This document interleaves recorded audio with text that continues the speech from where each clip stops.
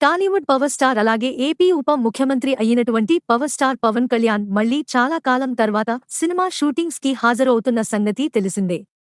మరి ఈ సినిమాల్లో దర్శకుడు జ్యోతి కృష్ణతో తెరకెక్కిస్తున్న భారీ pan India periodic cinema Harihara Veeramallu కూడా ఒకటి. మరి పవన్ కెరీర్లో మొదటి పాన్ ఇండియా సినిమా ఇది కాగా దీనిపై మంచి అంచనాలు కూడా నెలకొన్నాయి.